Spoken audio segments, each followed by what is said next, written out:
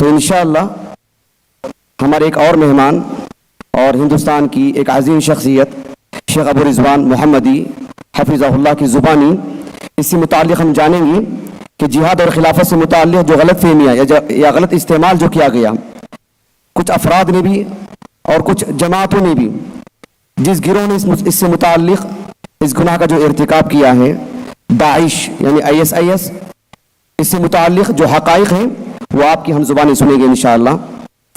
شیخ ابو رضوان محمدی حفظہ اللہ یہ مہاراشٹر شہر مالیگاؤں سے تعلق رکھتے ہیں اور ہندوستان کے عظیم الشان دینی درسگاہ جامعہ محمدیہ کہ آپ فارغ التحصیل ہیں، وہیں کہ آپ اہم ایک مدرس ہیں۔ جامعہ محمدیہ کی فراغت کے بعد غالباً 1987 اور 88 میں جامعہ سلفیہ بنارس میں آپ نے فضیلت بھی کی ہے، اور انشاءاللہ اس موضوع سے متعلق جو وضاحت ہے ہم آپ کی زبانی سنیں گے انشاءاللہ۔ بسم اللہ الرحمن الرحیم۔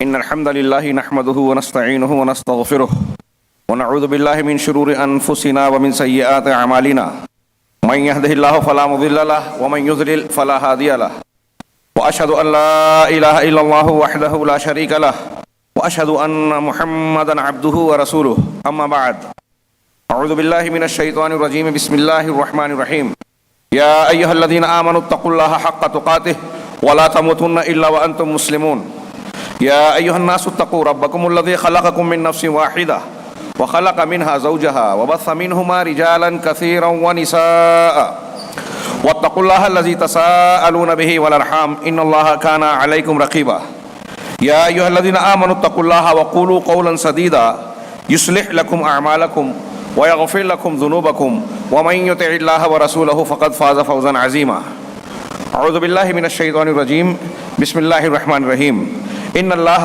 یأمر بالعدل والاحسان وایتاء ذی القربى وینہی عن الفحشاء والمنکر والبغی یعظکم لعلکم تذکرون۔ صدر کانفرنس، قابل احترام علماء کرام، میرے رفقا، محترم بزرگوں، بھائیوں اور دینی ماں اور بہنوں، اللہ تبارک و تعالیٰ نے ہمارے اور آپ پر، ہم پر اور آپ پر بے شمار انعامات فرمائے۔ ان نعمتوں میں علی الاطلاق سب سے بڑی نعمت، سب سے بڑا احسان جو اللہ تبارک و تعالیٰ نے تمام دنیا انسانیت پر کیا، وہ ہے رسولوں کی بعثت اور ہدایت کا نزول۔ اللہ تبارک و تعالیٰ نے دنیا کے اسباب، دنیا میں زندگی عطا فرمائی تو زندگی کے اسباب بھی عطا فرمائے، کھانے پینے، پہننے اوڑھنے، رہنے سہنے کے سارے لوازمات عطا فرمائے۔ اس دنیا کو ہمارے لیے دسترخوان بنا دیا۔ وَآتَاكُم مِّن كُلِّ مَا سَأَلْتُمُوهُ، اللہ نے وہ ساری چیزیں تمہیں عطا فرمائی جو تم چاہتے تھے، جس کی تم کو ضرورت تھی۔ وَإِن تَعُدُّوا نِعْمَةَ اللَّهِ لَا تُحْصُوهَا، اگر اللہ کی نعمتوں کو تم گننا چاہو تو شمار نہیں کر سکتے۔ ان نعمتوں میں علی الاطلاق اللہ تبارک و تعالیٰ نے جس نعمت پر احسان جتایا، احسان جتاتے ہوئے جس کا ذکر کیا، وہ ہے نبی کی بعثت۔ لَقَدْ مَنَّ اللَّهُ عَلَى الْمُؤْمِنِينَ إِذْ بَعَثَ فِيهِمْ رَسُولًا مِّنْ أَنفُسِهِمْ، اللہ نے مومنوں پر یہ احسان کیا کہ ان کے درمیان انہی میں سے ایک رسول مبعوث فرمایا۔ تو بعثت نبوی، نبی کریم صلی اللہ علیہ وسلم کا آنا، صراط مستقیم کی ہدایت دینا، قرآن کی تعلیم دینا، یہ ہمارے اور آپ کے لیے دنیا کی سب سے قیمتی دولت ہے۔ اور تمام انبیاء کرام، صحابہ کرام کے حیات مبارکہ کے جو واضح دروس ہم کو ملتے ہیں کہ سیدنا ابراہیم علیہ السلام نے وقت کے کفار و مشرکین سے مقابلہ کیا، دیگر انبیاء نے مقابلہ کیا اور بالآخر ہجرتیں کی، جان دے دی، وطن چھوڑ دیا، نہیں چھوڑا تو دین اور عقیدہ نہیں چھوڑا۔ ہجرت کا بھی سب سے واضح سبق یہی ہے کہ صحابہ کرام رضوان اللہ علیہم اجمعین، یا جتنے مہاجرین فی سبیل اللہ ہیں، انہوں نے جان بچائی اور اپنا گھر بار، رشتہ و پیوند، کاروبار، سب کچھ محبوب سے محبوب چیزیں بلکہ وطن بھی چھوڑ دیا دین بچانے کے لیے۔ ضرورت پڑی تو جان بھی قربان کر دیا، وہ خواتین ہو یا مرد۔ اس میں جو واضح سبق ہے کہ ہمارے اور آپ کے پاس جو سب سے قیمتی سرمایہ ہے وہ اللہ تبارک و تعالیٰ کا نازل کیا ہوا دین خالص توحید اور اتباع سنت پر مشتمل ہے۔ اس نعمت پر قرآن نے متعدد مقامات پر کہا کہ اغیار ہم سے حسد کرتے ہیں، اس نعمت سے خوفزدہ ہیں، دین خالص کی تاثیر سے انہیں اس بات کا اندیشہ ہے کہ ان کا دین، ان کی ثقافت، ان کی تہذیب مٹ جائے گی۔ قرآن مجید نے تذکرہ کیا، میں تفصیل میں نہیں جانا چاہتا، بطور تمہید یہ عرض کر رہا ہوں۔ عہد اول سے لے کے جناب محمد رسول اللہ صلی اللہ علیہ وسلم نے جس دن اعلان فرمایا قولوا لا الہ الا اللہ تفلحوا، اسلام کا پیغام لوگوں کو سنایا، لوگ مخالفت پر آمادہ ہو گئے۔ ہر وہ چیز کفار و مشرکین کی جانب سے جو اس نور حق کو چھپانے اور دبانے کے لیے کی جا سکتی تھی، انہوں نے بھرپور کوشش کی، مقابلہ آرائی کی، شدت اور تشدد سے بائیکاٹ کر کے، قتل کی کوشش سے، جنگوں کے ذریعے سے اس طاقت، اس قوت کو دبانے کی اور اسلام کے دین کو، توحید کو ملیہ میٹ کر دینے، نیست و نابود کر دینے کی بھرپور کوشش کی، ناکام رہے۔ یہ سیل رواں بڑھتا گیا، ہدایت اور اللہ تبارک و تعالیٰ کی اس نعمت کو لوگ اختیار کرتے گئے۔ دیکھتے ہی دیکھتے عمر فاروق رضی اللہ تعالیٰ عنہ کے زمانے میں یہ ایک دنیا کے ایک زبردست معمورہ، معلوم معمورہ، 1/3 حصے سے زیادہ پر اسلام کا پھریوا لہرانے لگا۔ یہ دیکھ کر کفار، مشرکین، حاسدین کا دل جلنے بھولنے لگا۔ انہوں نے مکر و فریب سے کام لیا اور چال چلی، اور انہوں نے ایک بہت زبردست منصوبہ بندی کے ساتھ کچھ لوگوں کو اسلام میں داخل کیا۔ اس میں سر فہرست جو نام تاریخ میں موجود ہے اور جس کے اجماع کی حد تک جس کے متواتر ثبوت ہیں، وہ عبداللہ بن سبا ہے، اس کا ٹولہ جو یہودی الاصل تھا، اسلام کا چولا پہن کر مسلمانوں میں داخل ہوا اور مسلمانوں میں تفریق پیدا کرنے کی ہر ممکن کوشش کی۔ اس کا نتیجہ یہ نکلا کہ اس زمانے میں ان لوگوں کو، سبائیوں کو، یہ طاقت حاصل ہوئی کہ حضرت عثمان غنی رضی اللہ تعالی عنہ کو، تیسرے خلیفہ کو، خود مدینہ میں مسلمانوں کے ذریعے، مسلمان کہلانے والوں کے ذریعے گھیر کر، نظر بند کر کے بعد میں شہید کر دیا گیا۔ حضرت عثمان غنی رضی اللہ تعالیٰ عنہ کی شہادت، حضرت علی رضی اللہ تعالیٰ عنہ کی شہادت کو سامنے رکھیے، اور پھر اسلامی تاریخ کے مختلف عروج و زوال کے ادوار پر سرسری نگاہ ڈالیے۔ جو لوگ جانتے ہیں وہ جانتے ہیں، جو نہیں جانتے وہ ڈالیں، معلوم کریں کہ ہماری اس متاع بے مول دین، ایمان اور توحید کو لوٹنے کے لیے مخالفین نے کیسی کیسی سازشیں رچی، کیسی کیسی طاقتیں جھونکی، اور آج کے اس زمانے میں ہم دیکھتے ہیں کہ وہ سلسلہ بڑھتے بڑھتے اس مقام پر پہنچا ہے کہ کوئی شعبہ زندگی کا ایسا نہیں ہے جس کے ذریعے سے مخالفین اسلام، دنیا کی بڑی طاقتیں اپنے مفادات کے تحفظ کے لیے، اپنی تہذیب و ثقافت اور مذہب کو محفوظ کرنے کے لیے، اسلام کو مٹانے کے لیے، اسلام کو بدنام کرنے کے لیے، مسلمانوں کو الجھانے کے لیے، مسلمانوں کو شک و شبہ میں مبتلا کرنے کے لیے، نوجوانوں کی نسل کو اسلام سے دور کرنے کے لیے مختلف قسم کی تدابیر، ہیلے، بہانے، ذرائع اختیار کر رہے ہیں۔ اور ان میں ایک بہت بڑا ذریعہ یہ ہے کہ بعض لوگوں کو اپنے مقاصد کے لیے اسلام کا رنگ دے کر، اسلام کے نام پر اسلام کے مخالف استعمال کیا جاتا ہے۔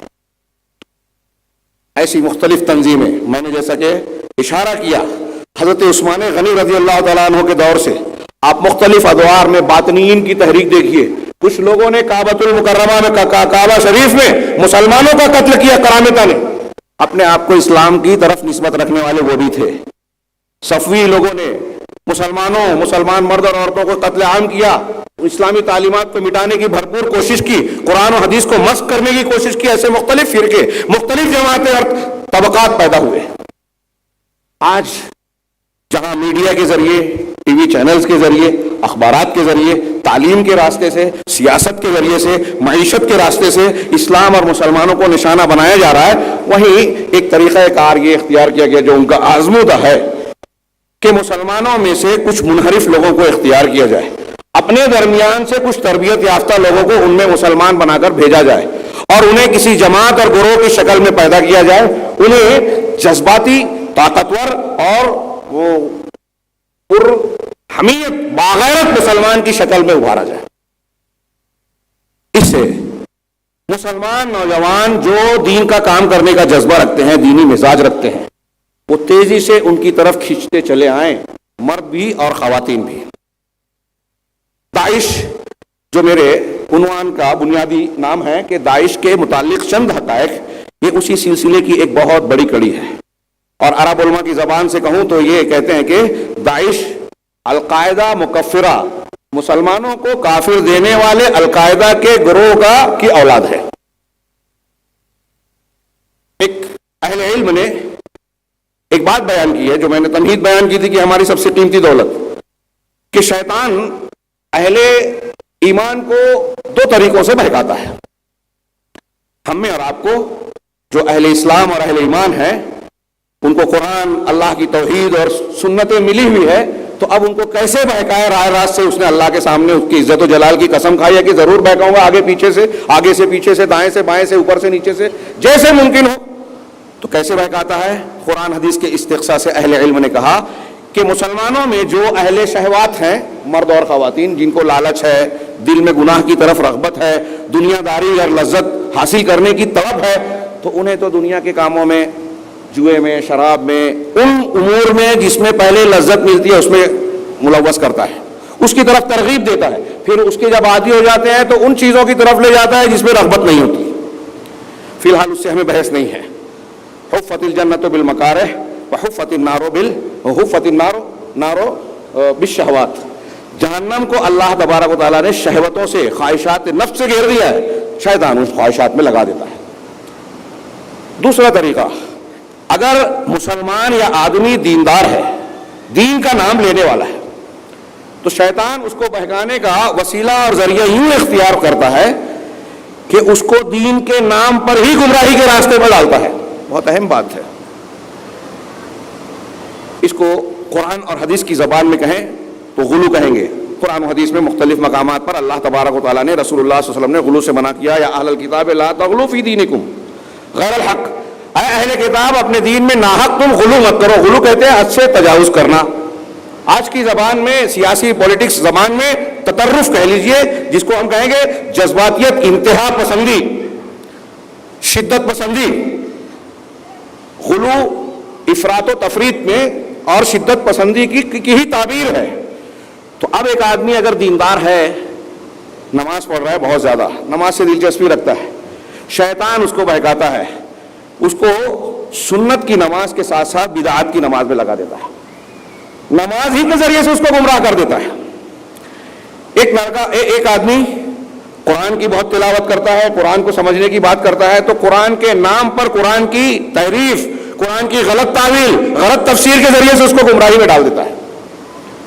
صحابہ کرام کے زمانے میں بھی یہ مزاج پیدا ہوا. آپ وہ واقعات جانتے ہیں، میں صرف اشارہ کروں گا کہ صحابہ نے کہا کہ بعض نے کہا کہ اللہ کے رسول صلی اللہ علیہ وسلم تو بخشے بخشائے ہیں، اتنے اعلیٰ مقام کے ہیں، پھر بھی راتوں رات عبادتیں کرتے ہیں، یہ اتنی محنت کرتے ہیں، ہم میں سے ہم تو ان کے مقام کو پہنچ بھی نہیں سکتے. ایک نے کہا کہ میں شادی نہیں کروں گا، ایک نے کہا ہمیشہ روزہ رکھوں گا، ایک نے کہا کہ رات میں سوؤں گا نہیں، ہمیشہ تہجد اور نمازیں پڑھتا رہوں گا. نبی کریم صلی اللہ علیہ وسلم کو پتہ چلا، آپ نے ان کی سرزنش کی اور فرمایا کہ یہ سنت نہیں ہے. دین اور دنیا، روحانیت اور جسم، مادہ اور روح کے تقاضوں کو تکمیل کرو. میں سوتا بھی ہوں، نماز بھی پڑھتا ہوں رات میں، بیویوں سے شادی بھی کی ہے، ان کے حقوق بھی ادا کرتا ہوں، اور میں روزہ بھی رکھتا ہوں اور بے روزہ بھی رہتا ہوں. یہ میری سنت ہے. میرے سنت اور طریقے سے جو ہٹے گا اس کا مجھ سے تعلق نہیں، وہ میرے راستے پر نہیں. صاف بیان ہے. بعض صحابہ نے چاہا تھا کہ اپنی شادی کی صلاحیت کو ختم کر لیں، اللہ کے رسول صلی اللہ علیہ وسلم سے اجازت طلب کی. اللہ کے رسول صلی اللہ علیہ وسلم نے اجازت نہیں دی. عثمان بن مظعون وغیرہ صحیح روایتیں ہیں. میں عرض کرنا چاہتا ہوں کہ ان صحابہ کرام کو جس کام سے رسول اللہ صلی اللہ علیہ وسلم نے روکا تھا، وہ ان کا جذبہ خیر تھا، نیکی کرنا چاہتے تھے. اللہ کے رسول نے فرمایا کہ یہ افراط ہے، یہ غلو ہے، یہ نیکی کا جذبہ حد سے آگے بڑھ گیا ہے، اور یہ بھی خطرناک ہوتا ہے. آج ان حقائق کو، تاریخ کے نشیب و فراز کو، اسلام اور مسلمانوں کے تعلق سے مسلسل جاری سازشوں اور مکر و فریب کو ہمارے نوجوان مرد اور خواتین جاننے کے باوجود یہ انتہائی افسوس کی بات ہے کہ ایسے کوئی بھی مواقع آتے ہیں تو ہمیں اور آپ کو، ہمارے علماء کرام کو چیخ چیخ کر کہنا پڑتا ہے کہ یہ اسلام نہیں ہے، یہ اسلام کے خلاف سازش ہے، لیکن ہمارے نوجوان ہے کہ ماننے کو تیار ہی نہیں ہے. کیوں نہیں ہے؟ اس لیے کہ ان کا علماء سے تعلق نہیں ہے، علم سے تعلق نہیں ہے. غلو اور افراط کے یوں شکار ہو گئے کہ شیاطین الانس اور شیاطین الجن کے مکر و فریب میں آ گئے. یہ داعش جس کی بات ہم کر رہے ہیں، اس کا وجود میں ڈائریکٹ اس پر آؤں کہ کس طریقے سے میرے اس تمیز سے اس کا تعلق قائم ہوتا ہے. ISIS اور اس کے علاوہ جو بھی فرضی یا حقیقی تنظیمیں پائی جاتی ہیں. ابھی جو شیخ ذکر کر رہے تھے جو جہاد کی خلافت کی بات کر کے مسلمان نوجوانوں کے خون کو گرماتی ہیں, ان کو علماء کے خلاف بھڑکاتی ہیں کہ یہ علماء کرام بزدل ہیں, یہ سلطان پرست ہیں, یہ ان کے کرائے کے ٹٹو ہیں, یہاں تک کہا کہ یہ نعوذ باللہ ہماری مائیں بہنیں موجود ہیں. لیکن میں نقل کروں کہ اخوانیوں نے اپنی کتابوں میں لکھا بار بار, شیخ ابن عثیمین, شیخ ابن باز, علامہ البانی جیسے لوگ, کہ یہ علماء حیض و نفاس کے,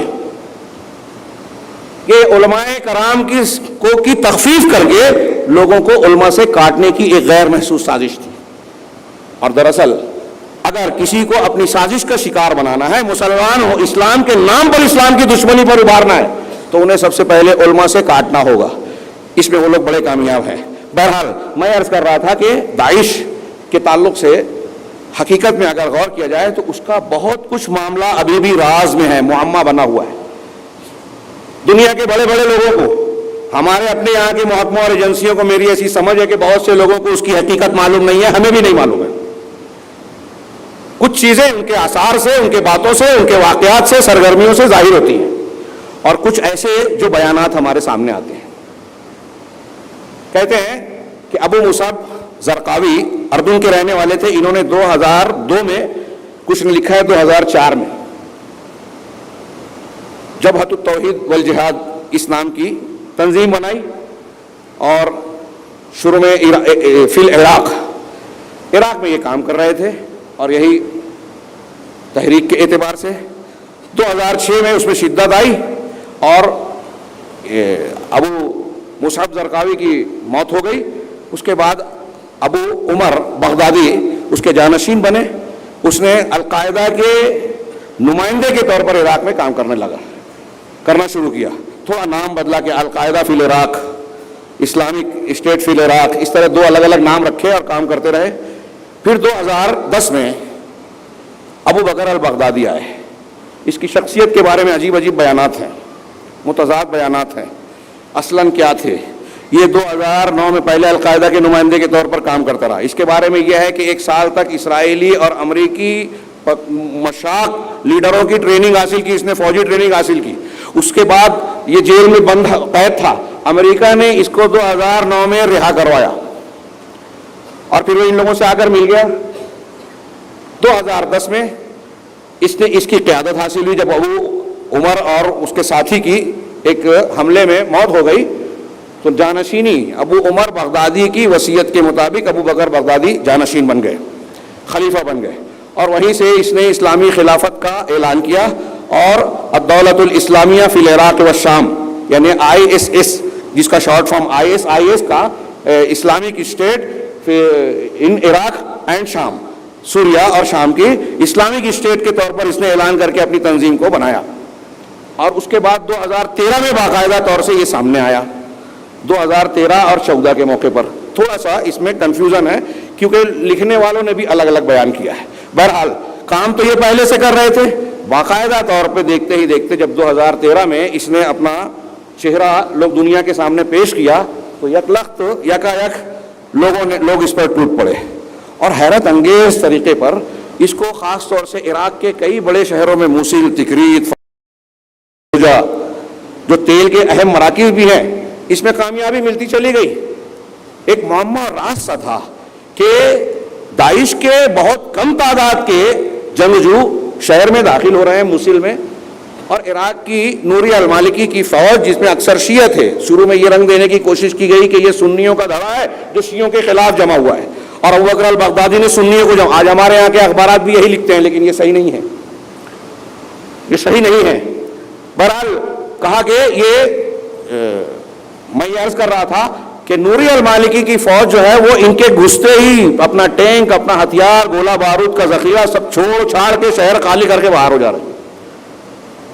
بعد میں اس کی لیپا پوتی کی گئی کہ وہ دراصل کمانڈر کی غلط فہمی تھی کہ وہ لوگ ایسا پروگرام رکھتے ہیں کہ اس طرح سے اپنے آپ کو بم سے اڑا دیں گے, پورے شہر کو یوں تباہ کر دیں گے. اس خوف سے کمانڈر نے یہ حکم دیا کہ اپنی فوج سے شہر کو خالی کر دیا جائے. لیکن حقیقت یہ ایک سوالیہ نشان ہے کہ کوئی فوج اور حکومت اس طریقے سے ٹھنڈے منہ اپنے مقابل کے لیے اپنی پورے شہر کو خالی کر دے، بات سمجھ میں نہیں آتی. ایسا لگتا ہے کہ ایک طے شدہ پروگرام کے تحت ان کو شہر میں قبضہ کرنے دیا گیا، اور عراق کے کئی علاقوں میں جس طرح قبضے کرنے دیا گیا، بعد میں شام میں بھی اسی طرح سے قبضہ کرنے دیا گیا. ہمارے شروع میں یہ لوگ یہ کہتے رہے کہ سعودی عرب اس کی مدد کرتا رہا. یہ بتایا گیا کہ شام میں جانے کے بعد بشار الاسد کے خلاف اس نے لڑائی کی. یہ بھی سراسر جھوٹ ہے، بلکہ امریکی ذرائع اور خفیہ ذرائع سے، سعودی حکومت کے مختلف ذرائع سے، علماء کرام سے یہ بات سامنے آتی رہی، اور بعد میں یہ دستاویزی ثبوت کی شکل میں سامنے آ چکی ہے بات کہ ابو بکر البغدادی کا یہ گروہ امریکہ، اسرائیل اور ایرانیوں کا بنایا ہوا ایک گروہ ہے، ٹولہ ہے. امریکہ کی CIA نے خود، ہیلری کلنٹن کا یہ بیان میرے سامنے ہے کہ امریکی ادارے نے اخوان المسلمین کے تعاون سے، ان الادارۃ الامریکیہ بالتعاون مع حرکت، میں عربی عبارت پڑھ رہا ہوں، اس کتاب کی سامنے رکھ لی ہے میں نے، اس کے حوالے یہاں موجود ہیں، کہ اخوان المسلمین کی تحریک کے تعاون سے اس نے ایک ایسی تنظیم کی بنیاد ڈالنے پہ کامیابی حاصل کر لی ہے جو عراق اور شام میں دولت اسلامیہ کے نام سے کام کرے، اور اس کے ذریعے سے ہم عراق اور شام کا نقشہ بدل کے پھر نئے ٹکڑے میں تقسیم کر دیں گے. امریکہ کے اپنے مقاصد ہیں، تہذیبی اور مذہبی مقاصد. یہاں ایک بات پہ غور کیے کہ یہ سب کیوں کیا جا رہا ہے؟ اسلام کو بدنام اور مجروح کرنے کے لیے. اتنی مخالفتوں کے باوجود، جو آج ہم اور آپ ٹی وی پہ اور مختلف ذرائع سے سنتے ہیں، اتنی مخالفتوں کے باوجود حیرت انگیز بات یہ ہے کہ دنیا میں سب سے تیزی سے پھیلنے والا دین اسلام ہے.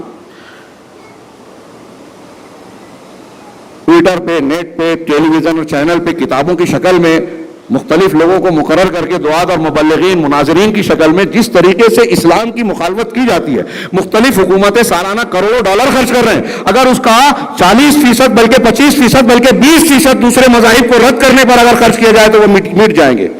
اور اسلام کا معاملہ بالکل الٹا ہے. یہ خود اس کے حق ہونے کی، سچے ہونے کی دلیل ہے کہ ساری کوششوں کے باوجود یہ حق بڑھتا ہی جا رہا ہے، بلکہ مخالفین کی کوششوں سے اس کو جہاں منفی سے زیادہ مثبت فوائد مل رہے ہیں.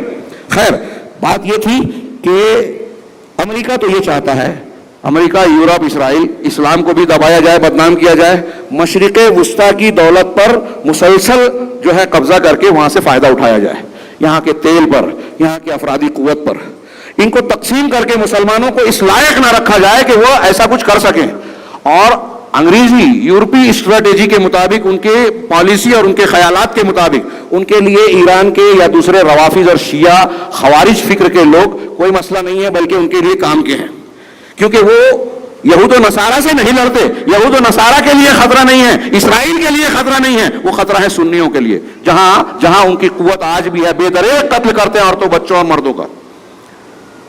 لہذا ایک طرف شیعوں کو قوت حاصل رہے، دوسری طرف خوارج کو، جدید دور کے خوارج یعنی داعش کے نام پر جنہیں کھڑا کیا گیا، جو خارجیت کی فکر رکھتے ہیں، ابھی آپ کچھ سن چکے ہیں اور مزید کچھ سنیں گے، جو خارجیت کی فکر رکھتے ہیں، ان کے ذریعے سے اہل سنت کو گھیر دیا جائے، اہل سنت کو بے حیثیت کر دیا جائے، اور شرق اوسط کے اہل سنت اور وہاں کے حکمرانوں کے ذریعے سے پوری دنیا میں جو اسلام کی دعوت و تبلیغ کو تقویت مل رہی ہے، اس کے سوتے کو بھی بند کر دیا جائے، دعوت و تبلیغ کے سلسلے کو بھی روک دیا جائے. یہ اس قسم کے ان کے مقاصد ہیں.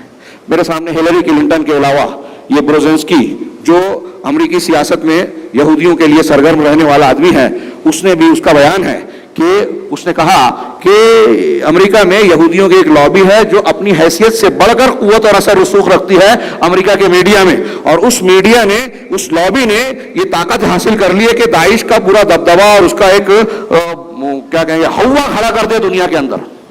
داعش کا ہوا کھڑا کر دے. اس کی وہ حیثیت ہے نہیں. ہمارے نوجوان اور جو لوگ ٹویٹ پر اس پہ متاثر ہوتے ہیں، یا ہمارے فورس کے لوگ بھی سن لیں کہ جتنا بیان کیا جاتا ہے کہ پوری دنیا سے 4 ملین مسلمان لڑکے اور لڑکیاں یا دوسرے لوگ اس سے وابستہ ہو گئے، اس میں حقیقت نہیں ہے. یہ میں ہوا کی بات نہیں کر رہا ہوں، کچھ رپورٹیں اور حقائق بھی سامنے رکھیے. ابھی جو ایک خبر آئی تھی کہ 2 برقع پوش، کئی 100 عورتیں چلی گئی، 2 برقع پوش عورتوں کو بھی کہا کہ امریکہ کی کالج کی 2 طالبہ جو ہیں وہ داعش سے آ کر مل گئی. بعد میں ان دونوں خواتین کا، دونوں بہنوں کا بیان آیا کہ ہم لوگوں کو اغوا کر کے زبردستی جہاز میں بٹھایا گیا، زبردستی عراق پہنچایا گیا، اور جبر و اکراہ کے ساتھ داعش کے ساتھ جوڑا گیا. کسی طریقے سے ہم خلاصی حاصل کر کے یہاں آئے ہیں. اور اس طرح کا بیان امریکہ اور یورپ کے کئی مرد اور جینٹس مسلم اسٹوڈنٹس کا بھی آ چکا ہے کہ ہم اپنی مرضی سے خوشی سے وہاں نہیں گئے تھے, ہم کو لے جایا گیا. بعض لوگوں نے کہا کہ ہم کو دھوکہ دے کر وہاں پہنچایا گیا. اب ہمارے یہاں کہا جاتا ہے, ٹویٹ پر اور اس پہ نظر ہے, اور بعض ہمارے نوجوان بے وقوف ہیں بھی, اس قسم کی خبروں کو دیکھ کر وہ سمجھتے ہیں کہ ہمیں بھی رابطہ قائم کرنا چاہیے اور دھوکہ کھا جاتے ہیں. اسلام کے خدمت کے نام پر اسلام کی قبر کھودنے کی کوشش کرتے ہیں, اس کے معاون و مددگار بنتے ہیں. کیسے؟ میں عرض کر رہا تھا کہ داعش کے تعلق سے راز اور معمہ ہے. ایک حقیقت تو یہ بیان کی جاتی ہے کہ یہ امریکہ, یہودیوں اور اسرائیلیوں کا, جس میں ایران کا اور اخوانیوں کا تعاون شامل ہے, ان سے مل کر بنایا گیا ایک ٹولہ ہے جس میں کچھ امریکی عناصر بھی ہیں, یورپی عناصر بھی ہیں. برطانیہ بھی اپنے یہاں سے لوگوں کو بھیج کر اس بات کو, اس تشہیر کو, اس پروپیگنڈے کو تقویت پہنچاتا ہے کہ دیکھو یہاں سے بھی لوگ جا رہے ہیں, اور اسرائیل بھی پیچھے سے تقویت پہنچا رہا ہے. ورنہ جب داعش شروع میں منصہ شہود پر آئی تو ایک سوال تھا, ایک راز تھا کہ اسے ہتھیار کون دے رہا ہے, کہاں سے اتنے ہتھیار حاصل ہوئے. بعد میں اس کو عراق اور شام کے کچھ مقامات کے ہتھیار حاصل ہوئے. ان کو وہ وسائل کہاں سے حاصل ہوئے؟ کہا جاتا ہے کہ ان کے پاس 7 چینل اور ریڈیو ہیں, ان کے پرچے نکلتے ہیں, ان کے ٹویٹر کی کئی اکاؤنٹس ہیں ان کے. یہ سب چیزیں مہارت کے ساتھ وہ انجام دے رہے ہیں, پوری دنیا سے رابطہ قائم کر رہے ہیں. پیسہ دولت کہاں سے آیا؟ کہا کہ تیل بیچ رہے ہیں. امریکہ, عراق اور شام کے کئی بڑے بڑے تیل کے مراکز, پیٹرول زمین سے نکلنے والے تیل کے مراکز پر ان کا قبضہ ہے. تو کہہ رہے ہیں تیل بیچ رہے ہیں, تیل بیچ رہے ہیں. عالمی منڈی میں یا دوسرے ملکوں کو تیل بیچنا آسان نہیں ہے. کسے بیچ رہے ہیں, کہاں یہ تیل جا رہا ہے, ان کی ڈیلیوری اور ان کا پیسہ وغیرہ یا بدلہ معاوضہ کس طرح سے ادا کیا جاتا ہے, یہ راز ہے. اور یہ راز ہی رہے گا کیونکہ اس کی سرپرستی کرنے والے وہی ہیں جو اس کو دشمن بتا رہے ہیں. میرے بھائیوں, اچھی طرح جان لیجئے, آج بھی ایک دماغ بنا لیجئے کہ جو خبر ہمیں پڑھائی جاتی ہے وہ حقیقت نہیں ہوتی. خبروں کے پیچھے کیا حقائق اور سچ ہے وہ جاننے کی کوشش کیجئے. میڈیا جو بولتا ہے وہ ظاہر سی بات ہے, اگر میں نے قتل کیا, ہمارے ہندوستان میں ابھی کچھ واقعات ہوتے ہیں, میں نے کئی مرتبہ کہا ہمارے ہاں جو لوگ بم دھماکہ کرتے ہیں, بم دھماکہ کرنے کے بعد ظاہر سی بات ہے کہ وہ یہ تو نہیں کہیں گے ہم نے دھماکے کیے ہیں. ان کا ایک مقصد ہے, سازش ہے, پروگرام ہے. جب پروگرام اور سازش طے کی جاتی ہے تو یہ بھی طے ہوتا ہے کہ اس جرم کا الزام کس کے سر دینا ہے. وہ پہلے ہی طے ہوتا ہے کہ یہ مسلمان کو پھنسانا ہے. اب مسلمانوں میں فلاں نوجوان, آج 52,000 مسلم نوجوان جیلوں میں ہندوستان میں, معلوم ہونا چاہیے آپ کو. یہ ایسے جذباتی اور غلو پرست نوجوان ہیں جنہوں نے اسلام اور اسلام کی تعلیمات پر سنجیدگی سے غور نہیں کیا, جنہوں نے علماء سے تعلق نہیں رکھا, جو جذباتی جاہلوں کے پیچھے دوڑے چلے جاتے ہیں کہ کوئی بھی نعرہ لگایا خلافت کا, بہادری کا, جہاد کا, پیچھے دوڑ پڑے اندھے ہو کر, اور ان کی منزل وہی ہے جا کے.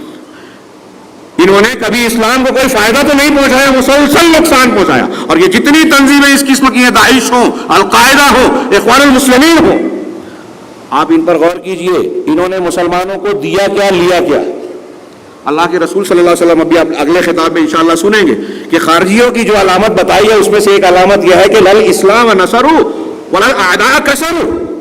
نہ انہوں نے اسلام کی مدد کی اور نہ دشمنوں کو توڑا, نہ دنیا محفوظ رکھی نہ آخرت کو, انہوں نے دونوں کو تباہ کر دیا. یہ ایسے احمق ہیں. اللہ کے رسول صلی اللہ علیہ وسلم نے خارجیوں کی جہاں صفات بیان کی ہے وہاں ان کو حدثاء الاسنان و سفہاء الاحلام بھی کہا کہ یہ کم سن لوگ ہوں گے, نوخیز لوگ, نوجوان لوگ, اور عقل کے پیدل ہوں گے, بے وقوف ہوں گے. یہ جذباتیت میں اپنے آپ کو بہت عقل مند چاہے ظاہر کریں, لیکن آپ دیکھیے کہ ان کے کاموں کے نتائج کیا ہوتے ہیں. خود ان کی تباہی پر نتیجہ برآمد ہوتا ہے, اور یہ عام طور سے نوجوانوں کو ترجیح دیتے ہیں. بہرحال میں عرض کر رہا تھا کہ داعش کی حقیقت کیا ہے. کچھ لوگوں کا کہنا ہے, اور بلکہ یہ زیادہ تقویت اور ثبوتوں سے آج مرصع بات ہوتی جا رہی ہے, یہ تقویت پانے والی بات بن چکی ہے کہ اسے عالمی طاقتوں نے ترتیب دیا ہے اپنے سامراجی, سیاسی, مذہبی مقاصد کو حاصل کرنے کے لیے.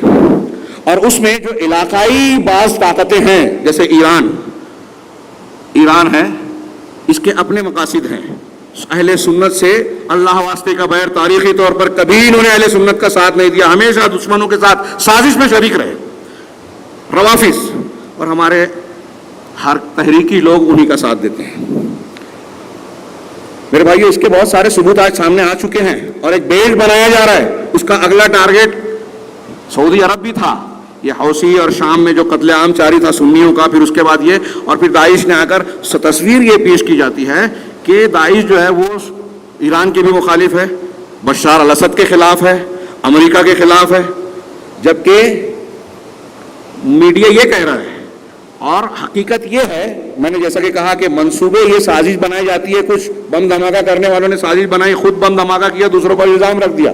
ایسے ہی ان لوگوں نے داعش کو حرکتوں پر ابھارا اور پھر کہتے ہیں کہ یہ ہمارے دشمن ہیں۔ یہ نعرہ کشتی، دکھاوے کی جنگ، اندر سے ان کی بھرپور مدد کی جا رہی ہے، ان کو خود ہی پیدا کرتے ہیں اور کہتے ہیں کہ یہ ہمارے دشمن ہیں۔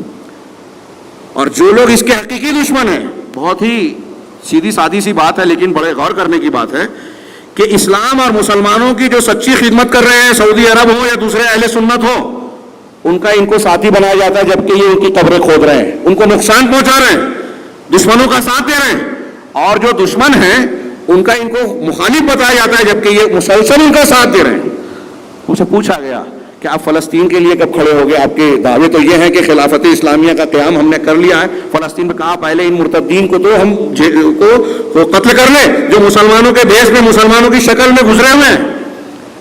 اسی لیے اہل علم نے ان کو خارجیت کا وصف دیا ہے، جو میں تھوڑا سا آگے ذکر کروں گا۔ یہاں ایک بات یہ کہنا چاہ رہا ہوں کہ یہ جو داعش کا ہوا کھڑا کیا یہودی لابی نے مل کر، اور اس سلسلے میں CIA، FBI اور اس کے مختلف لوگوں کے بیانات قابل ذکر ہیں جو میرے پاس سامنے کتابوں میں موجود ہے، کہ اس کا مقصد ایک یہ بھی تھا، جیسا کہ ابھی شیخ نے فرمایا، کہ داعش کو عالمی سطح پر مشہور کر کے، اسلامی خلافت کا رنگ دے کر، جذباتی انداز میں اس کی تشہیر کر کے، ایک مقصد یہ تھا جو ہلیری کلنٹن کے بیان میں بھی آئی اور CBI کے FBI کے ایک ذمہ دار کے زبان سے نکلی، کہ اس کو جنم دینے کا ہمارا مقصد یہ تھا کہ دنیا میں جتنے بھی متطرفین ہیں، جتنے بھی شدت پسند مسلمان نوجوان ہیں جو جنگ اور جہاد کا جذبہ رکھتے ہیں، وہ سب اس کے خوشنما نعروں کو دیکھ کر سمٹ کر ایک جگہ جمع ہو جائیں اور ہم آسانی سے ان کو استعمال کر سکیں۔ سمٹ کر یہاں اور بعض لوگ گئے، وہاں جو لوگ گئے اس میں بہت سے واپس آئے، ہندوستان کے بھی کچھ لوگ گئے تھے۔ پولیس والوں نے ایک کو واپس میں پکڑا، کلیان کے ایک شخص کو، اس کے بیانات پڑھیے۔ اس نے بیان کیا کہ ہم جو سمجھ کر گئے تھے حقیقت وہ نہیں ہے، یہ اسلام دوست نہیں ہے۔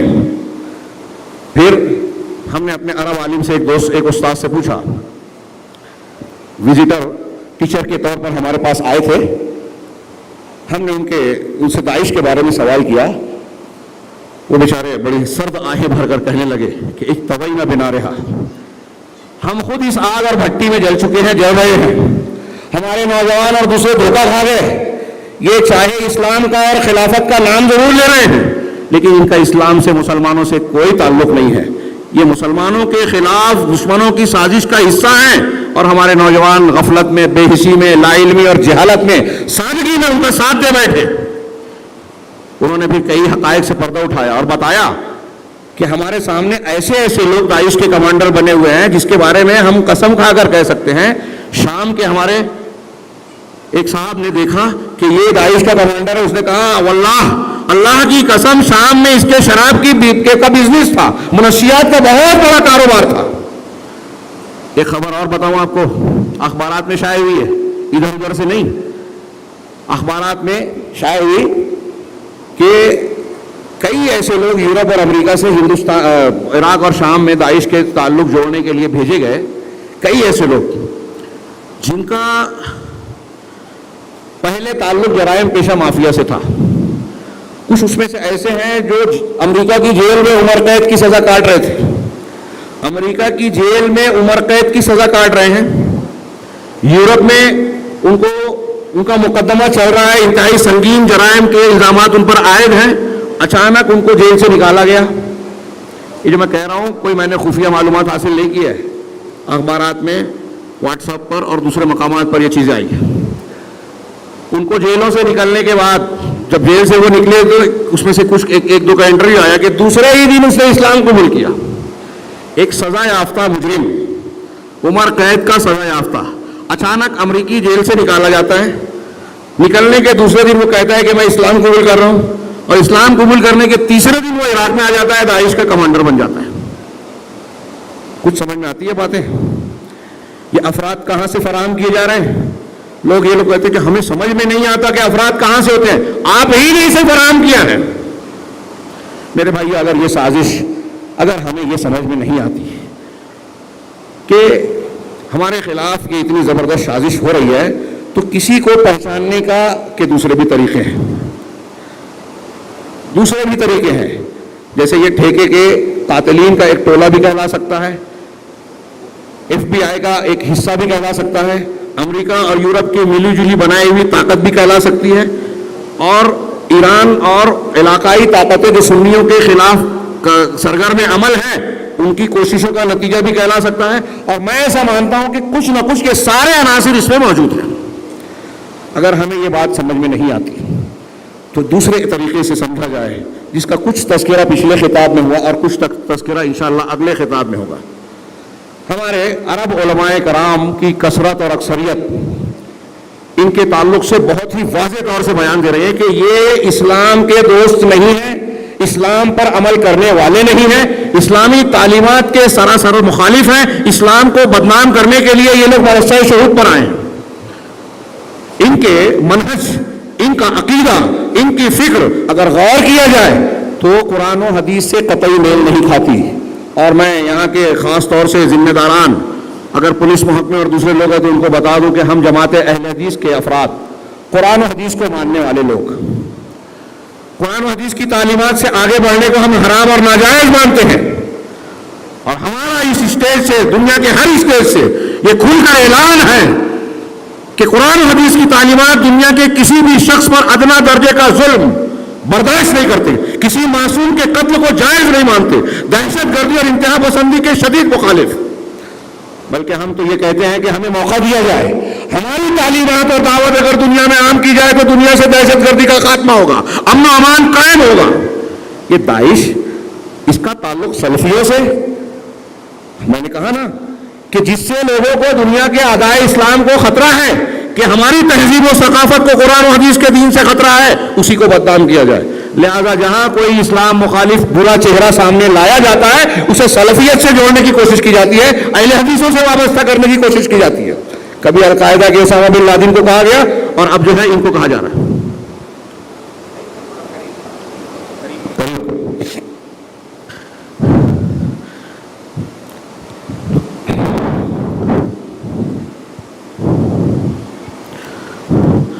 تو سلفیت سے جوڑنے کی کوشش کی جاتی ہے. میں عرض کر رہا تھا کہ یہ انتہائی زبردست اور سنگین الزام ہے کہ سلفی اہل حدیث داعش سے کسی بھی قسم کا تعلق رکھتے ہیں. اگر کوئی اہل الحدیث ہے, سلفی ہے, تو وہ تشدد اور انتہا پسندی کو اختیار ہی نہیں کر سکتا. داعش کا منہج جو ہے وہ خارجیت سے منسلک ہے. عرب علماء نے, ہندوستانی علماء نے, اہل حدیثوں نے ہر جگہ ان کی زبردست تنقید کی, ان کے خلاف کتابیں, مضامین اور مختلف قسم کے وضاحتیں کر رہے ہیں, لکھ رہے ہیں, بیان کر رہے ہیں اور بتا رہے ہیں کہ ان کا اصول اور ضابطہ قرآن و حدیث سے اور سلفیوں کے اصول و ضابطے سے بالکل خلاف ہے, کہیں میل نہیں کھاتا. وقت کم ہے, ہاں صرف 10 منٹ, کافی کچھ مواد باقی ہے لیکن شاید میں کچھ پھیل گیا.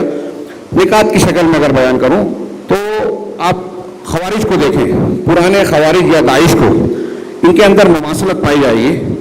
خارجی وہ ہیں جنہوں نے, میں نے جیسا کہ ذکر کیا, صحابہ کرام کو نشانہ بنایا. بہت دیندار بننے والے علماء کو بزدل کہنے والے غور کریں, بل تفصیل کا موقع نہیں ہے میرے پاس. حضرت علی رضی اللہ تعالیٰ عنہ کی شخصیت کے بارے میں ہم کیا کہتے ہیں؟ صحابہ کرام, حضرات صحابہ کو اگر کوئی کافر کہے وہ خود کافر ہو جائے گا, ان کو گمراہ کہنے والا خود گمراہ ہوگا. خارجیوں نے, عبد الرحمن ابن ملجم خارجی تھا, اس نے حضرت علی کو شہید کیا اور کہتے ہیں کہ کتام بن فاطمہ نام کی ایک خاتون نے اس سے کہا بھی تھا کہ تم حضرت علی کا قتل کر دو, میرا اتنا مہر دے دو اور فلاں چیز دے, غلام دے دو, تو میں تم سے شادی کروں گی. یہی بات ابھی عدنانی جو اس کا داعش کا جو ترجمان ہے وہ کہتا ہے کہ ہمارے پاس جو ہمارا کام کرے گا, ہمارے حکم کے مطابق عمل کرے گا ہم اس کو انعام دیں گے اور اچھی خوبصورت خاتون سے شادی کریں گے.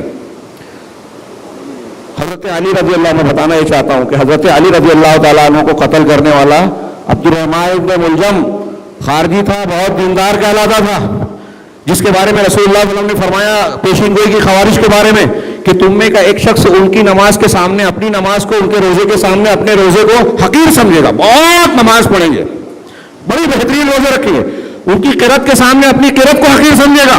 یقرؤون القرآن لا یجاوز تراقیہم او حناجرہم, کہ وہ قرآن پڑھیں گے لیکن ان کی گردنوں سے آگے نہیں بڑھے گا. ایک حدیث میں یہ ہے کہ یہ صفت کرنے والے خارجی قیامت تک ہر دور میں پیدا ہوتے رہیں گے اور آخری طبقہ دجال کے ساتھ پیدا ہوگا. یہ ہمارے زمانے کے غور کیجئے کہ اللہ کے رسول صلی اللہ علیہ وسلم کے اس فرمان کے مطابق آج کے خارجی کون ہیں. یہ حضرت علی سے کٹ گئے. حضرت ابن عباس رضی اللہ تعالیٰ عنہ ان سے مناظرہ کرنے گئے. ان سے کہا, ایک صفت یہ بتائی خارجیوں کی کہ یہ علماء سے تعلق نہیں رکھتے, علماء عالم شرعی کوئی ان کے ساتھ نہیں ہوتا, اس کی طرف رجوع نہیں کرتے. حضرت ابن عباس رضی اللہ تعالیٰ عنہ جب گئے تو مناظرے سے پہلے کہا کہ قرآن صحابہ کرام پر, انصار و مہاجرین پر نازل ہوا ہے, میں انہی کے پاس سے آیا ہوں. وہ قرآن جو ان پر نازل ہوا, اس قرآن کو یہ انصار و مہاجرین سب سے زیادہ سمجھنے والے تھے, تم سے زیادہ سمجھنے والے تھے, اور تمہارے اندر ان صحابہ کرام میں سے کوئی بھی نہیں ہے, کوئی عالم نہیں ہے. آج داعش کا یہ حال ہے. عالم عرب کے جو بڑے بڑے علماء کرام ہیں ان میں سے کوئی ان کا ساتھ نہیں ہے. کوئی اہل حدیث عالم ان کا ساتھ ان کی موافقت میں بیان دینے والا بتا دیجئے. بلکہ کوئی بھی بڑا قابل ذکر عالم عالم عرب کا یا عالم اسلام کا کوئی عالم ان کے ساتھ نہیں ہے. حضرت ابن عباس رضی اللہ تعالیٰ عنہ نے ان سے مناظرہ کیا, ان کے 3 سوالوں کا قرآن سے جواب دیا, اس کا ذکر کا موقع نہیں ہے. ان کے جوابات کے بعد 4000 خارجیوں میں سے 2000 خارجیوں نے توبہ کر لی. 4000 میں سے 2000 نے توبہ کر لی. اس سے علماء نے استنباط کیا کہ ہمیں ضروری ہے کہ ہم علماء سے رجوع کرتے رہیں, علماء سے مختلف مسائل اور الجھنوں میں اپنی باتوں کو, اپنے الجھنوں کو دور کرنے کی کوشش کریں, اعتراضات کو پیش کر کے قرآن حدیث کے مسائل کو سمجھنے کی کوشش کریں. تو خوارج کی یہ صفت ہے کہ وہ تکفیر کرتے ہیں. آج یہ داعش کے لوگ جتنے عالم عرب کے جتنے مسلمان حکمراں ہیں, ان کے فوجی ہیں, ان کی پولیس ہے, عام رجال الامن ہے, سب کو کہتے ہیں کہ یہ طاغوت کو ماننے والے ہیں, یہ کافر ہیں, یہ قابل گردن زدنی ہیں, یہ سب کے سب کافر ہیں, اور کفار و مشرکین یہود و نصارہ سے زیادہ سخت کافر ہیں. یہ مکفرہ گروہ خارجی یہ کہتے تھے. خارجیوں کا مسلک ہے, آج بھی ہم عقیدے میں پڑھاتے ہیں ان بچوں کو کہ خوارج اور معتزلہ کا کہنا ہے کہ اگر کوئی مسلمان گناہ کبیرہ کا ارتکاب کر لے تو وہ اسلام سے خارج ہو جائے گا, ہمیشہ ہمیں جہنم میں ہوگا. خوارج اور معتزلہ کا تھوڑی سی تعبیر میں فرق ہے کہ اس کو کافر کہیں گے کہ نہیں کہیں گے. دونوں کہتے ہیں کہ اسلام سے خارج. خوارج کا یہ فکرہ آج کے داعش میں اور القاعدہ والوں میں کہ جس نے حکومت کے قانون کو مان لیا اللہ کے قانون کے سامنے, وہ چاہے اسلام کے موافق ہو یا مخالف, وہ کافر ہو گیا, مرتد ہو گیا. اور یہود و نصارہ کے سے بڑھ کر مرتد ہیں. جب ان سے کہا گیا کہ آپ فلسطینیوں کی مدد نہیں کرتے, کہا ان یہود و مرتدین سے جہاد کرنا, ان کو قتل کرنا, مسلمانوں کو مارنا یہود و نصارہ اور یہود کو مارنے کے مقابلے میں مقدم ہے. بل اسلام نصرہ والاعداء کسرہ. اسی طریقے سے آپ ایک ایک علامتیں, شیخ عبدالحسین نے مجھے SMS کیا تھا کہ خوارج میں اور سلفیوں میں کتنا, اس میں 31 فرق بتائے, 31. پھر دوسری ایک کتاب میرے سامنے ہے, اس میں 10 الگ الگ ان کے اصول بتائے جو اہل سنت والجماعت اور سلفیوں سے تضاد رکھتے ہیں کھلے طور سے. سلفی لوگ توحید کی دعوت دیتے ہیں, یہ حکومت قائم کرنا چاہتے ہیں, جیسا کہ ابھی آپ نے سنا خلافت کے ذریعے سے. ہمارے یہاں خلافت کے نعرے سے لوگ دھوکہ کھا جاتے ہیں. اللہ کے رسول صلی اللہ علیہ وسلم کے ذریعے کی طریقے پر دعوت و تبلیغ کا کام کیا جائے گا, یا فلاں اور فلاں جو صاحب فیشن اور جدید لب و لہجے کی شاعری کرنے والے لوگ کھڑے ہوتے ہیں, نئے فلسفہ پیش کرنے والے, ان کے طریقے پر کامیابی ہوگی. نبی کا طریقہ حکومت کے ذریعے سے دعوت و تبلیغ نہیں ہے, بلکہ اصلاح و تبلیغ کے ذریعے دعوت بالحکمہ والموعظۃ الحسنہ والجدال بالاحسن, جو قرآن نے تعلیم دی, ادعو الی سبیل ربک بالحکمہ الی آخر الآیہ, اس طریقے سے سلفی لوگ دعوت دینے کے قائل ہیں کہ ہم غیر مسلموں کو سمجھائیں کہ حق کیا ہے, دین حق کیا ہے اور سچائی کیا ہے, اور ان کو سچائی کی طرف راغب کریں. اس سلسلے میں ہم قربانیاں دیں, اچھے اخلاق کا مظاہرہ کریں, نرمی کو اختیار کریں. داعش کا فلسفہ، خارجیوں کا فلسفہ یہ ہے کہ حکومت کے ذریعے سے سخت گیری اختیار کی جائے، کسی کے ساتھ نرمی برتی نہ جائے، ہر کافر کے ساتھ ہمیشہ جہاد کیا جائے، کبھی بھی کسی بھی وقت ان کو قتل کیا جا سکتا ہے۔ ان کے جو واقعات ہوئے، جس شہر میں گئے یہ داعش کے لوگ، خبریں اخبارات بھرے پڑے ہیں اس بات سے کہ تکریت میں گئے، موصل میں گئے، فلوجہ میں گئے، شام کے کسی خطے میں گئے، جہاں گئے وہاں عورتوں بچوں اور بوڑھوں کو بے دریغ قتل کیا۔ ایک جگہ قبضہ پانے کے بعد 4 دن میں 400 سے زیادہ مسلمانوں کو قتل کیا، جس میں بچے اور عورتیں سب شامل ہیں۔ اسلام کی تعمیر، اسلام نے مسلمانوں کے خون کو انہوں نے حلال بنا لیا، جبکہ اللہ کے رسول صلی اللہ علیہ وسلم نے فرمایا تھا کہ تمہارے جان و مال اور خون ایک دوسرے پر ایسے ہی حرام ہے جیسے آج کا مہینہ اس شہر کے اندر، اور صرف مسلمانوں ہی کا نہیں، اللہ کے رسول صلی اللہ علیہ وسلم نے فرمایا، حضرت ابن عمر کی صحیح بخاری کی روایت ہے کہ آپ فرماتے ہیں کہ لن يزال المؤمن في فسحة من دينه ما لم يصب دما حراما، کہ انسان اپنے دین کے سلسلے میں برابر کشادگی میں رہے گا، کوئی الجھن نہیں رہے گی، اس کا دین ٹھیک ٹھاک رہے گا۔ کب تک؟ جب تک کسی حرام خون کو نہ ارتکاب کر لے، کسی کو ناحق قتل نہ کر دے۔ قرآن نے کہا انه من قتل نفسا بغیر نفس فكأنما قتل او فساد في الارض فكأنما قتل الناس جميعا۔ ہمارے غیر مسلم بھائی بھی جانتے ہیں کہ جس نے کسی نفس کو، کسی جان کو بغیر جان کے بدلے کے قتل کیا، اس نے ساری انسانیت کا قتل کر دیا۔ جس نے ایک نفس کو زندگی بچا لی، اس نے ساری انسانیت کو بچا لیا۔ اسلام کی، قرآن کی وہ تعلیم ہے جو میں نے آیتیں پڑھی تھی، اس کی تشریح کا موقع نہیں ہے، یہ اسلام کا زبردست پیغام ہے جو میں سمجھتا ہوں کہ اگر حاصل طور پر ہم اور آپ سمجھ لیں اور اپنے غیر مسلم بھائیوں کو سکھا دیں تو ہمارے تعلق سے بہت ساری غلط فہمیاں دور ہو جائیں۔ ان اللہ یأمر بالعدل، اللہ انصاف کا حکم دیتا ہے، عدل کا حکم دیتا ہے، اللہ کے ساتھ انصاف کیا جائے، اس کے حق میں کسی کو شریک نہ کیا جائے، بندوں کے ساتھ انصاف کیا جائے، معاملات میں انصاف کیا جائے، کسی کا ناحق خون نہ بہایا جائے، کسی پر ظلم نہ کیا جائے، شوہر بیوی پر، بیوی شوہر پر، باپ بیٹے پر، بیٹا باپ پر، بھائی بھائی پر، کوئی کسی رشتہ دار پر، حکومت اپنے سے ماتحت لوگوں پر، حاکم جو ہے وزیر اعظم اور کوئی بھی کسی بھی منصب پر ہو، وہ اپنے سے ماتحتوں کے ساتھ ظلم نہ کرے۔ عدل کا حکم دیتا ہے اللہ تبارک۔ عدل کہتے ہیں ہر حقدار کو اس کا حق دینا، افراد و تفرید کے بیچ میں اختیار کرنا۔ اس کی ضد ظلم ہے، بغی ہے، جس کا معنی ہوتا ہے وضع الشیء فی غیر محلہ، کسی چیز کو اس کے غیر مقام پر رکھنا۔ اب قرآن کی یہ جامع تعلیم ہے کہ ہر ایک کے ساتھ عدل کیا جائے، جانور کے ساتھ بھی ظلم نہ کیا جائے۔ ان اللہ یأمر بالعدل والاحسان، اور احسان، عدل فرض ہے، انصاف کرنا، ہر حقدار کو حق دینا فرض ہے، اور احسان یہ مستحب ہے۔ انسانوں کے ساتھ بھی احسان، اللہ کے ساتھ عبادت میں احسان، انسانوں کے ساتھ احسان، اس کے ساتھ حسن سلوک کیا جائے، اور جانوروں کے ساتھ بھی احسان کیا جائے۔ اسلام کی یہ تعلیم ہے۔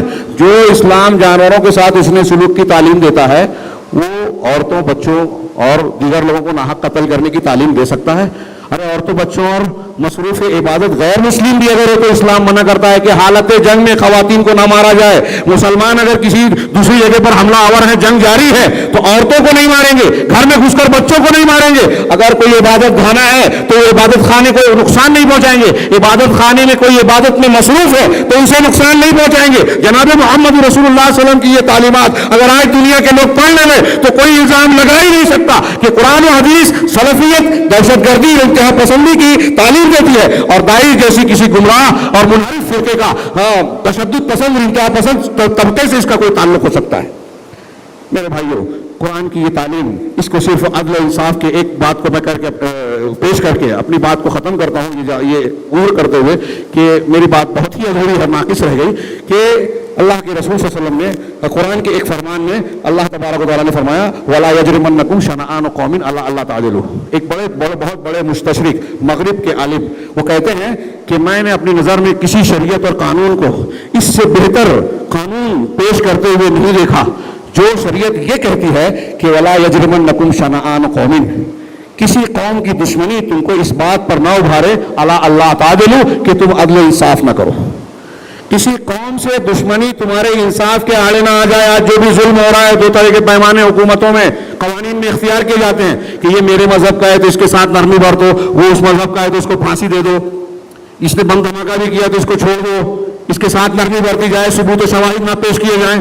گھر سے لے کر ساس جو ہے بیٹی کے ساتھ جو ہے اچھا سلوک کرتی ہے کہ وہ تھکی ہے اس کو آرام کرنے دیا جائے، بہو کے ساتھ جو ہے ظلم زیادتی کرتی ہے، کہہ رہی ہے کتنا آرام کرے گی۔ یہ 2 پیمانے ایک ہی گھر میں، کیوں؟ یہ میری ہے وہ دوسرے گھر کی ہے۔ اللہ تعالیٰ فرما رہا ہے عام حالات میں کہ کسی قوم کی دشمنی عصبیت تمہاری برادری کا ہو یا تمہارے مذہب کے خلاف ہو، اگر دوسری قوم مذہب اور ملک کا بھی ہے तो तुमको इस बात पर ना उभारे कि तुम जुल्म ना करो। नज़्मी लूका कहते हैं कि इससे बेहतरीन कानून मैंने दुनिया में किसी दूसरे शरीयत और कानून में देखा ही नहीं। जनाब मोहम्मद रसूलुल्लाह सल्लल्लाहु अलैहि वसल्लम फरमाते हैं, हम सलफी इसको इख्तियार करते हैं कि अगर अब्दुल्ला बिन जदान मुशरिक के घर में भी जो अहद शिर्क में, कुफ्र और शिर्क की हालत में एक अहद मुआहदा हुआ था कि अगर किसी मक्का में किसी मजलूम किसी के साथ जुल्म होगा तो हम उस मजलूम का साथ देंगे, उसको उसका हक दिलाएंगे। हम उस तालीम को जनाब मोहम्मद रसूलुल्लाह सल्लल्लाहु अलैहि वसल्लम फरमाते हैं कि आज भी अगर कोई ऐसा एग्रीमेंट और मुआहदा होगा कि मजलूमों का साथ देना है, जुल्म करने वालों को जुल्म से रोकना है, तो गैर मुस्लिमों के साथ भी मैं मिलूंगा। अहले हदीस गुरूह जनाब मोहम्मद रसूलुल्लाह सल्लल्लाहु अलैहि वसल्लम की इत्तिबा में आज हमारे पुलिस महकमे से दुनिया के हर शोबे से कहता है कि आप सच्चा काम करो, सही काम करो, हम आपका साथ देंगे। मजलूम को इंसाफ दिलाने की बात करो, हम आपका साथ देंगे। जालिम का साथ हम कभी नहीं दे सकते। अल्लाह तबारक व तआला से दुआ है कि वो हमें हकायक को सही तरीके से समझने की तौफीक अता फरमाए। मैं यहाँ के मुंतज़िमीन और यहाँ के इस प्रोग्राम का इजलास का इनेकाद करने वालों का शुक्रिया अदा करता हूँ अल्लाह तबारक व तआला के शुक्र के बाद कि उन्होंने मुझे यहाँ आने का मौका दिया।